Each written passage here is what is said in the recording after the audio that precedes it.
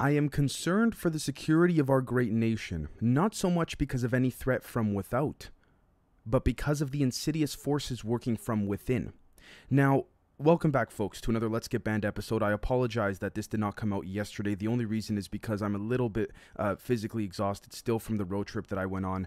Funny enough, the exhaustion seemed to kick in a couple days after I came back to Toronto, interestingly enough. But I guess, certain things work that way. With that being said, the reason I am starting with this quote from General Douglas MacArthur is not only because he was with Eisenhower during the 1954 Greada Treaty and he feared, these extraterrestrial capabilities and things like this, but because ultimately what we're seeing here, folks, is that when, and many of those on the member Zoom call will know this, because we talk about this quite often, when you create, whether it's physical, legitimate, financial, esoteric, emotional, you name it, when you create the problem and then you create the solution, you then control both ends of things. And for those that have been watching this show for a long time, you might be saying, Dave, I understand this, absolutely. But again, it creates a never-ending existing problem on multiple levels, not just mental, but also esoteric. This is what has to do with Ezekiel's Wheel, planet Nibiru, and why poltergeists seem to be occurring after UFOs. But we may make an argument in a lot of cases specifically that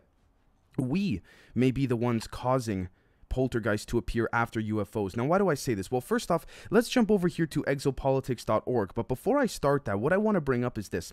There was a gentleman, which we'll be covering the article a little bit later in this episode, who went on George Knapp's Coast to Coast AM radio show. I believe he was a physicist, if I'm not mistaken. Don't quote me, we'll get there shortly. But he was talking about how his studies have found that poltergeist activity seem to constantly occur, okay, folks, regardless of, the area of the world and what have you, but always shortly after a UFO sighting takes place. Now, I'm going to get right to the point. Could it be possible, based on the previous science that we were looking at via Dan Winters, again, thank you so much, Riel, and many others as well, could it be possible that when UFOs access the ether, utilizing, what we would call the flux liner or many different things, not necessarily putting an EMF field around the craft, but more so accessing the inside or the internal, I guess you could say, code of the matrix that we live in?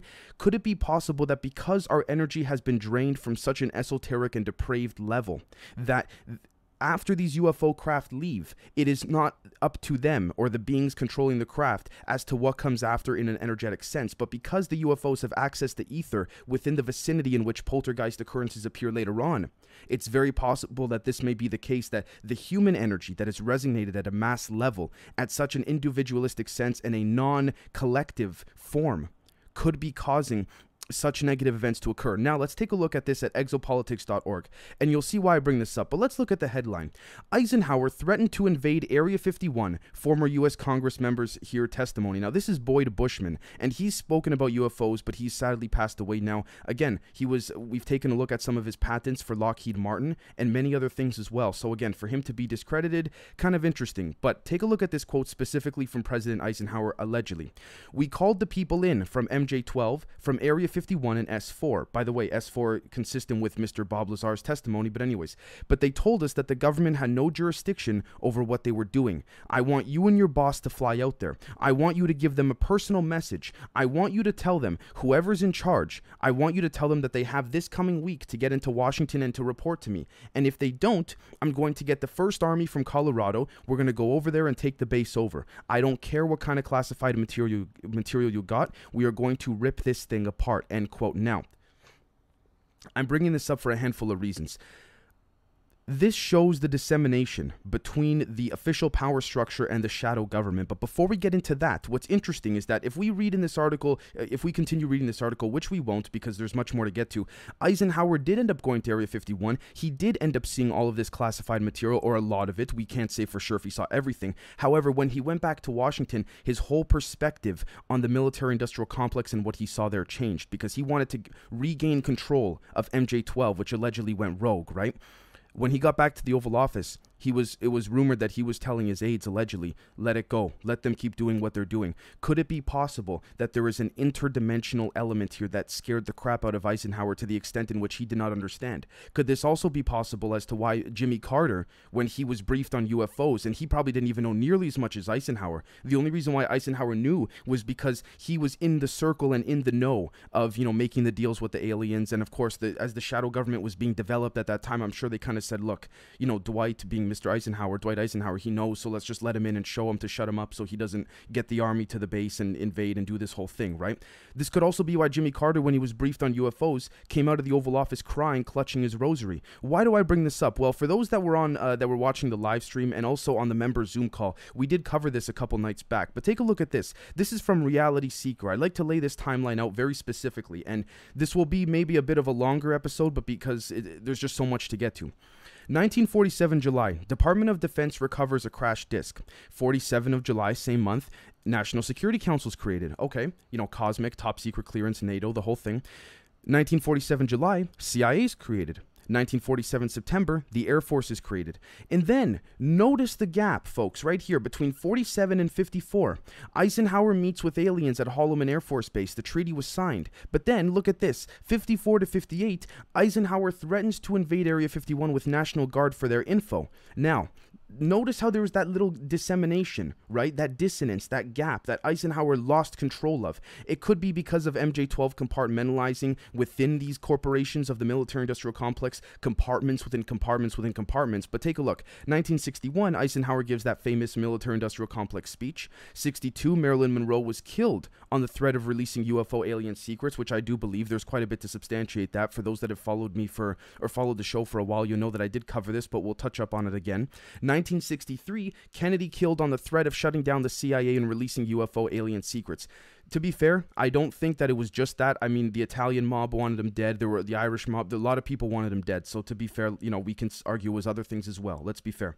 1963, the government overthrows the military-industrial complex is complete. Okay, now this part from Singularity I do disagree with, but I want to bring it up. From 1963 on, no president was ever again informed of the alien presence, crash disks, technology, etc. All of government, including Congress, the House, the presidency, is controlled by the CIA, the NSA, and the military-industrial complex by threat of being suicided, pedophile, blackmail, etc. See Chuck Schumer confirmed. Now, I do agree with the latter part. With the second half, I actually do agree. But the thing I disagree with here, is the 1963 forward, no president was ever again informed of the alien presence. I believe Reagan knew. It doesn't mean they knew everything. But I believe, if you want my humble opinion, based on the research I've been doing for at this point for a handful of years, I really do believe that Reagan was the last one to sort of have a really deep nosedive into the military-industrial complex's advancements and progressions and deals with these aliens. Now, the example that this account gives here is perfect, because notice how, politicians, words could be used against them, right? According to Senate Minority Leader Chuck Schumer, this was in January 2017 when, the Democrats were attacking Trump and all that, not trying to get political, but we got to call it out like it is. According to Senate Minority Leader Schumer, quote, "You take on the intelligence community, they have every which way till Sunday to get back at you," end quote. Not trying to use his words against him, but why wouldn't that be the case with regards to those running the military-industrial complex? Why? Because the system is too strong to allow a rogue group to operate within it? Give me a break, with all due respect. You see what I'm saying here, folks? Anyways, the next thing I wanted to cover before we move on is this right here. These research efforts reveal the possibility of many, and by the way, this is a document, sorry for not explaining, this is a document that was leaked allegedly by a handful of individuals, as well as Christopher Mellon, having to do with a document that CC'd Mike Pence and President Donald J. Trump, talking about, because of Lou Elizondo and ATIP, we got to now declassify certain things. Bullshit, in my opinion. This was all pre-planned. But anyways, let's take a look. These research efforts reveal the possibility of many astounding new systems, including but not limited to completely undetectable anti-gravity hypersonic weapons platforms controlled by the human mind, new forms of energy that can power systems never thought possible before, and new defense and offense capabilities so profound that whoever mastered these technologies first could arguably conquer any and all enemies simultaneously. It is likely that a single Tic Tac UFO armed with sufficient weapon systems, if those Ezekiel's weapon systems were parallel in power and technological level to their current observed aeronautic abilities, could easily destroy an entire battle fleet of our most state-of-the-art naval weapon systems in mere seconds. No military on Earth would stand a chance against just a few of these tic-tac UFOs, not to mention the larger observed craft from 375 feet saucers to much larger cigar-shaped, quote, motherships, detected many times by credible witnesses and corroborated by technology, end quote. Folks, it's right in the open. It's right there. It's all happening in front of us. Now, you might say, Dave, why did you bring up Nibiru, Ezekiel's Wheel, you name it? Now, if we take a look here, Planet X Nibiru, according to dailymysteries.com, is not a planet.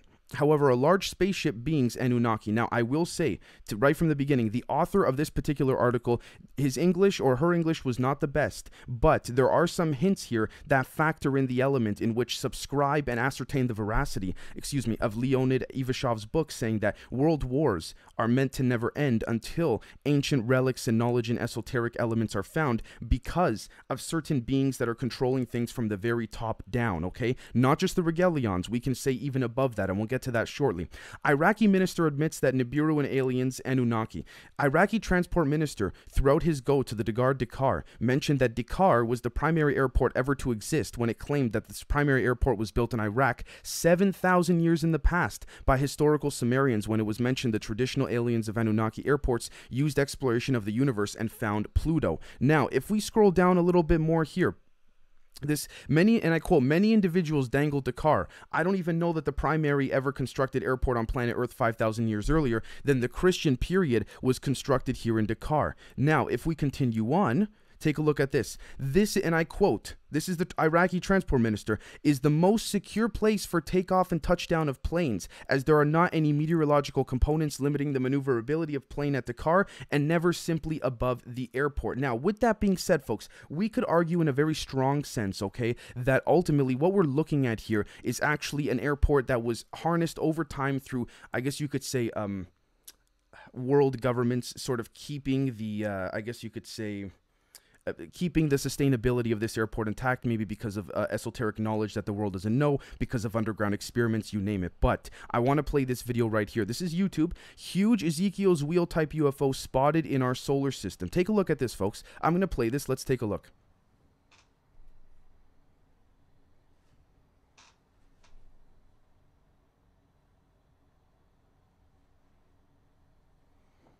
So what we're seeing here, okay, is spotted from a Stereo A camera. Stereo is a solar observation mission. Two nearly identical spacecraft were launched in 2006 into orbits around the sun that caused them to respectively pull farther ahead and fall gradually behind the Earth. This enables stereoscopic imaging of the sun and the solar phenomenon. Look right here, folks.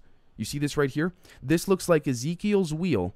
However, this also seems to be planet Nibiru as well, and this gentleman was very, very good with regards to his analysis of it. We're going to get a much better look right here.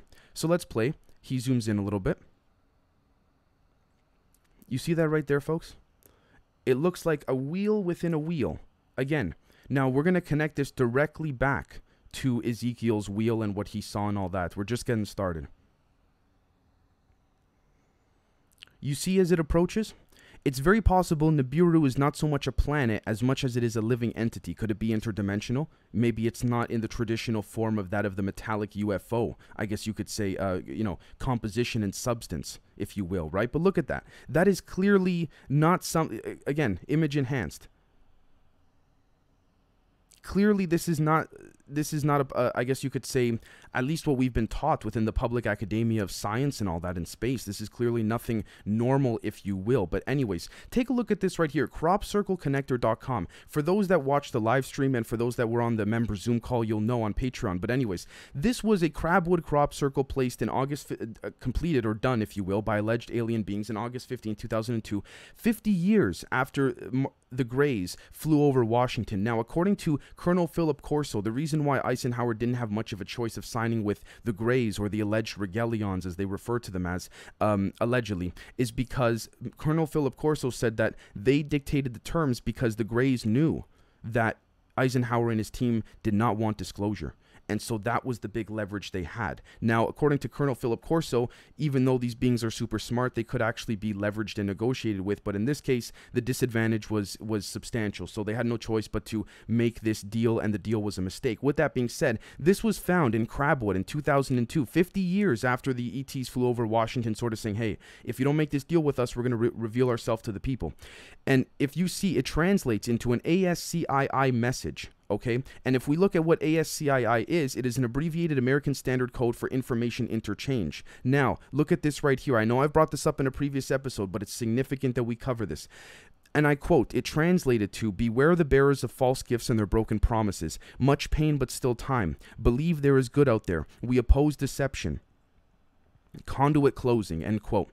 Could it be possible conduit closing meaning a portal of some type? And you might be saying, Dave, okay, why do you bring that up? Well, take a look at this right here. UFO sightings, hotspot.blogspot.com. Living beings which inhabit the cosmic void. Bioforms which may populate the recesses of free space. Okay, now we see these images being covered up, and, you know, they're seen in the sky, they're seen in water, but more importantly, they're seen within space. Are they within the ether, transcending that of space and time? And we can also argue that us as individuals could transcend space and time, and the reason is because we act as a sort of transmitter, and we have confined ourselves to the limits of this matrix. Therefore, the way in which some of these alien craft can pull space and time, similar to that of a bowling ball rolling on a bed, sort of towards you or against you, so that you don't actually have to travel in a linear distance. It's possible our bodies could do this as well. Now take a look at this. This domain is characterized by virtually zero temperature and zero atmospheric pressure. Russian astrophysicist Dr. V.L. Goldansky argued that appreciable quantities of prebiotic material should be able to accumulate in the regions surrounding nebula or titanic gas clouds. Now, if we take a look at the archons here, interdimensional entities, the negative controllers of humankind, this could be their craft. It could very well be. Again, many people have different names for the archons, for interdimensional beings, but again, the idea that these interdimensional beings are giving the work onto these, I guess you could say, these regalions seems quite interesting. Now, if we take a look at Ibani or Ibani, biological entities, we're going to see here that these seem to be quite significantly enough, you know, the cigar-shaped craft, but they end up, you know, they end up looking very, very strange, and no one knows how to explain what's going on in the sky. It's not so much a cigar-shaped craft as much as it seems to be like a worm or some type of elastic, right? And then, of course, you have the humanoids that are constantly seen, you know, all over the place and things like this. And then, of course, the traditional UFOs. The reason I bring this up is because look at this right here. eBombsworld.com, some organic looking alien technology. Now, this is interesting. This particular gentleman here found some of this, I guess you could say, this biological looking technology within some devices in which he recently purchased, and it's moving and it's alive. Now I got to be careful because of YouTube, because of the whole, you know, graphene oxide and what have you, but we're going to take that to this right here, ufodigest.com. What was the Bell Witch? This is going to bring everything full circle with respects to Ezekiel's Wheel and all that, so I appreciate you folks sticking through. The uniquely American story of the Bell Witch haunting, in which a ghost took up residence in the home of a Kentucky farming family in 1817, began when John Bell, the head of the family, was out walking through his cornfield. He sighted a strange dog-like creature in the distance that suddenly disappeared.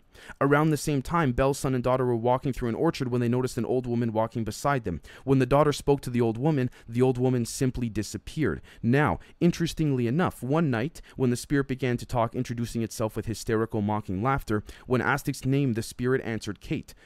The spirit began to speak incessantly, arguing theology, teasing and tormenting, spreading gossip and singing loudly. She seemed to know intimate details about everyone and took great delight in being able to pester the household at will. And again, notice this has, even with the human level of elites, okay, folks, notice how they tend to feed off of this type of energy. And this is going to connect all back to Ezekiel's Wheel very shortly. The poltergeist claimed to have been conjured by the deceased spirit of a woman named Kate Batts, whose invalid husband had been cheated in a slave deal with John Bell. Okay, now again, end quote. They go on to say there are historical records that could substantiate this and all of that. But take a look at this right over here. The Bell Witch Project also offers, okay, the perspective of present-day psychic Sean Robbins, a protege of the late ghost hunter. Okay, Hans Holzer. Hans often relied on Sean's psychic abilities in order to facilitate contact with spirits from the other side, since he possessed few such powers himself. Okay, in the book's opening chapter, Sean talks about the day Hans invited her over to try to establish a remote viewing link to the Bell Witch house. All right. After Hans put Sean into a hypnotically induced trance-like state, she revealed aspects of the story previously unknown. End quote. Now, we're going to jump over to theghostdiaries.com. On a recent episode of Coast to Coast AM, host George Knapp interviewed Dr. Eric Oulet, professor of defense studies at the Royal Military College of Canada, about the idea of UFOs being poltergeists, okay? Sorry, poltergeist events, excuse me. Oulet outlined his new hypothesis, which proposes that UFOs could very well be manifestations of psychic forces humans are projecting onto the world around them. End quote. Before I go on, notice at the beginning, folks, about what I said about all the elements of people's negative energy, whether it's you waking up in the morning having to feel like, holy crap, I gotta, the normal stresses every day of I gotta pay the bills, I got my mortgage, I gotta, do this for the kids or what have you. These type of energies are disseminated because we are transmitters and receivers, as Russian generals have said, about tuning the energy contour of the brain. These are transmitters and receivers. We are transmitters and receivers. That is why keeping us at a low frequency is of the utmost importance, and therefore the only way to keep frequency low is to not have collective mass consciousness come together, therefore constantly creating the problem and the solution. Some real world examples could be, again, what happened very sadly in Afghanistan, so many things happening around the world, right? Take a look at this. The hypothesis is the culmination of years of parapsychological research into poltergeists, which shows that there seems to be a pattern of the activity. Oulet applied this parapsychological methodology to historical waves of UFO activity and discovered notable similarities. Quote, we may be the ones causing some of the UFO events, end quote. Okay, now this is so interesting because take a look. Oulet believes, quote, societal discord may have caused humans to manifest these UFOs the same way that emotionally turbulent humans may create poltergeist type events and other PSI phenomenon like hauntings. Okay, the parapsychologist went further to suggest that throughout human history, a vast number of paranormal sightings may be explainable as psychic projections shared through telepathic means. Okay.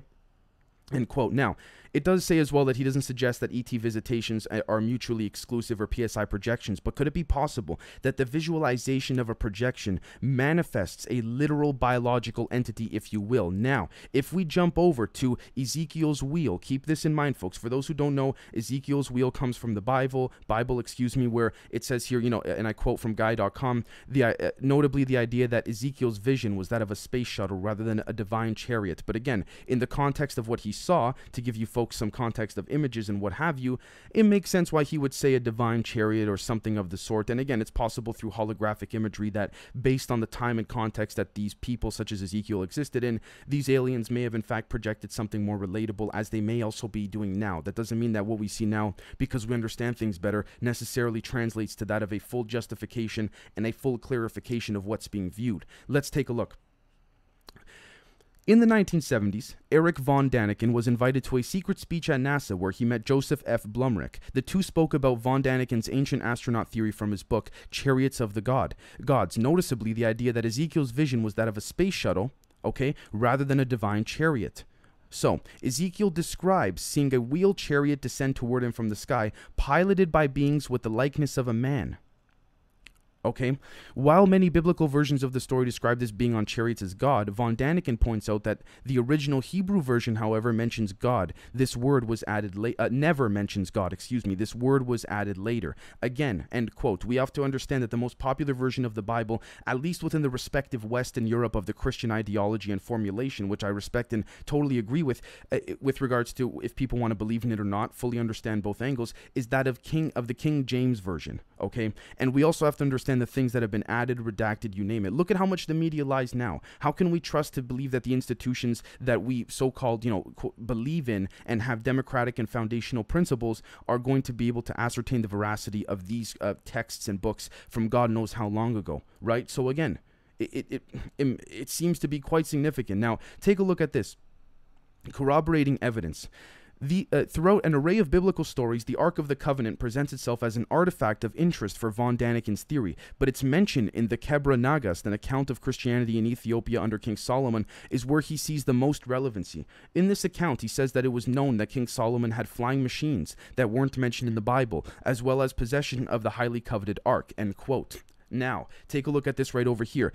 The description, again, we can talk about how, you know, the ancient astronaut theory, certain kings at the time had secret tech and what have you, and again, they may have not referred to it as technology. It might have been a chariot of the gods or something like this, but the extraterrestrial infusion and interference is there. Now, think back to the video, and if you have to rewind, please do. Think back to the video. Let me see if I can pull it up quickly, of the Ezekiel's Wheel right here. Now, you see this right here, the wheel within the wheel? Does this not seem similar to these are just pages from Walter Russell's Universal One book. Does this not seem similar to the way in which it was described here? God's end of the cosmic bridge, where motion begins its projection into space to simulate mind idea, which Camden will be doing an episode on shortly, pertaining to the 0-point field. Not 0-point energy, the 0-point field. And I don't want to get into it too much anymore because Camden will be taking over in that regard. But take a look at this page right over here too. Every thought and action in this universe is centered by its energy source, which controls its actions and thoughts from within and balances them from within by two extensions of that center. These extended poles are the ends of gravity shafts around which all masses rotate under true circular control. A represents a spinning top, B, the Earth's orbit, C, a wheel with a shaft off center, D, a seesaw. Notice the way, folks, in which it circles, squares, and the formulation of a sort of hollow dissonance in the middle of these shapes, which again also adds to the subscription of there being a potential hollow Earth. Why? Because every planet needs to have that center point, as is discussed here. Again, if it's penetrable from a physical sense within this dimension is a little bit different for us to say, but you know, take a look at this page from Walter Russell's book right over here. Again, the circle, the square, the way in which this represents that of the metaphorical manifestation of the chariot. And if we see here, the generation of energy, the degeneration, the union of both, negative, positive generating mass, very similar to Dan Winter's book and the way in which the UFO craft propel. Everything is one and the same, just relative to different sizes and ideologies that interface with the thought of consciousness within the dimension that, not within this dimension, within that of the ether dimension, if you will, which could be the way that if we can transcend at a mass level to be able to break out of this, I guess you could say, matrix or alleged experiment that some of these interdimensional beings are putting on us. But take a look. I can't help but think at how significant the way in which this is illustrated is, because it's done so well. In my opinion, regeneration is affected by degenerative impact in inertia, thus reversing sex. Again, this even connects back to male, female. Everything, I know it sounds corny, I know everyone says this all the time, but everything is connected within that regard. Again, notice the manifestations. You see here the square, the triangle, the Merkaba, square and circles. The science of crystallography is today without the basic foundation of a fundamental law.